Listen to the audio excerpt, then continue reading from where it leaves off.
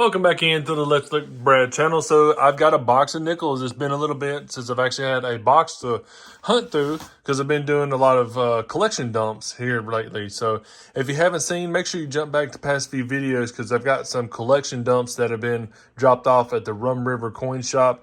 It's really nice to go through to help him out because then I'm able to look through additional coins that come in from other folks, and especially collection dumps. So anyhow, we do have a box of nickels. Like I say, it's been a little bit. I was taking a look through. We do got a Canadian ender there, so that's nice. And then we got quite a few of the earlier dates. There's an early one there, early one here, nice early one there. We got two more that are up top there. So we definitely got some earlier ones here. Maybe the one in the middle right there. So looking good so far. I didn't check the bottom. It does have holes in the bottom, but I'm always happy that it's circulated coins. Uncirculated would be tough unless it was 2024. Those are actually worth quite a bit of money. And then too, I've actually got these rolls here that I picked up. Now we do an auction, a whatnot auction, and Jason had actually had these. Jason Hootman for the Rum River coin. He actually had these in the shop there in a box, and he was selling, I think it was 4 rolls at a time. So anyhow, we've got the 2005 Bison Denver uncirculated mint rolls. We've got 4 of them right here. I think I'm going to pop one of them open just out of curiosity to see what's in there, see what they look like, and just to see. So all curiosity, we'll still have 3 of them left out to the side, but I definitely want to open one of these up, look for that speared bison that would be in there. If we can catch one of them in here, would be phenomenal. So going to save that probably to the last bit but anyhow, just going to go ahead and open these up. Hopefully we get war nickels. I'm pretty sure, hopefully we do, because that's pretty early dates looks like on there.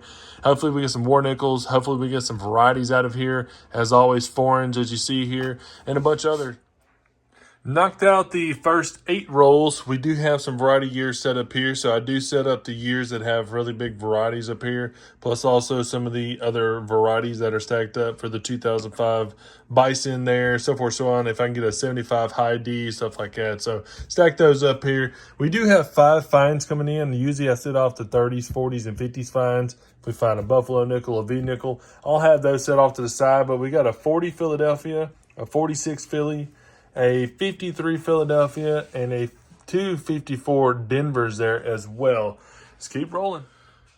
30 rolls left in the box. We got 20 rolls knocked out. Got quite a few of the variety years stacked up there. We did get actually 3 out of the last roll here. So usually bring in, like I say, every five finds. So it popped up with a 58 there. I'm just going to run through the years. There's actually mixed mint marks with them as well. But we got a 40 there, a 49, a 52, a 57, and a 59.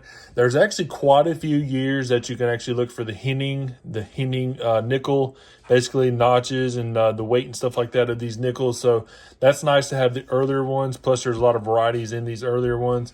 We did pull that one ender there. We had the foreign ender there from the Canadian, 1994 Canadian. Got a going to that almost black beauty. It's got a gunmetal tone to it. So it's kind of got that frosting around it. Get a little darker shade on there. It can get a lot darker. But anyhow, we do have a really beautiful 1965 there that I pulled out to the side. And also a really nice 82D. A lot of hairline on there. And I want to say it had some steps on there as well.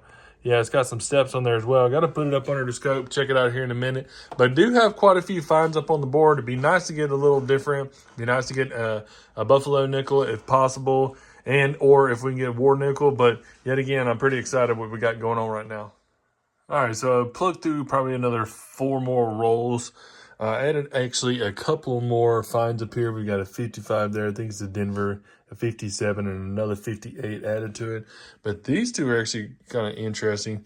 This one right here, I'm not positive what it is. I wouldn't say it's a cap dye. It's kind of like it's got too much grease on there whenever they went to stamp it. But basically a ton of obscure you see there, really just blotting around the whole field of the coin itself. Like it was almost like a grease filled strike or something like that. So interesting there, but this one's really cool.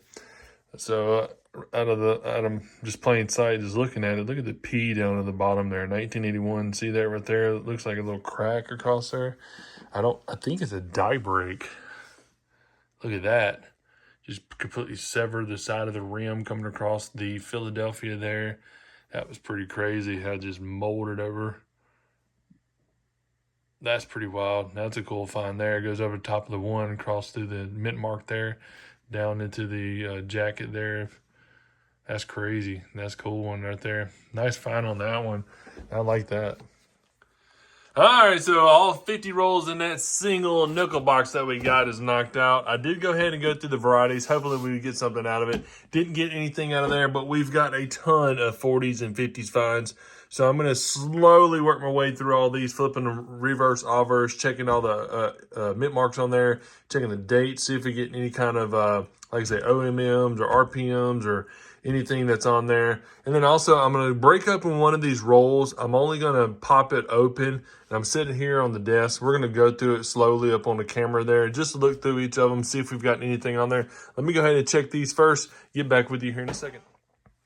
Well, no varieties, no good years, actually. We did have a 42 there, 42 Philadelphia. That's a type 1. So we didn't have any silver, no buffaloes, no V nickels or anything in there. We got, like I say, a bunch of years up to the 59 there. We didn't have a 59 Denver or a 59 Philadelphia. We did have a Denver. Anyhow, so we got some good years there. We also pulled off to the side, as mentioned, that foreign we pulled. That one, Philadelphia 1981 with a nice die break. It looks like a pretty good size one there. And then that grease-filled strike there as well. I did go ahead and pop the roll, laid it down, flattened out the paperwork there just to show you guys. Probably grabbing the edges. I'm not going to grab the dead center of it. But yet again, you're going to be looking for the 2005 Denver speared bison. Try to put this flat as possible on here. I'm not going to try to touch, like I say, in the inside of it. But your speared bison, you definitely want to look in the back area here. There's going to be a nice little die crack all the way down through. It can either go in between the leg and the belly area here or in between the legs here. So I'm not seeing one on this one. But yet again, these are spectacular examples to use. No damage on there. We had quite a few of them in the bag there, or in the box there that had a lot of damage on there. So basically, you're going to see a huge, like I say, a huge crack. I want to say I saw one of them that actually comes at an angle through the back area back here where the fur is at coming across. But majority of them are going to be right here, and you'll easily be able to see them. I ain't lying. It's a pretty good sized crack that comes right down through here. Reason why they call it this speared bison, because it looks like a big spear going through there. But it looks good, looks really good. There has been some of them in the past that I've actually found some doubling on the fur and doubling on the front two legs there. I've actually got what looks like a little bitty bag mark there probably. So I'm not seeing anything on it on the reverse here. Possibly what looks to be a little bit of a machine doubling probably there. Switch it on to the front side here. Make sure we ain't got doubled eyes. Anything doubling in the nose or Liberty, whatnot. This is the Ender coin, I think. So Ender coin looks really good though.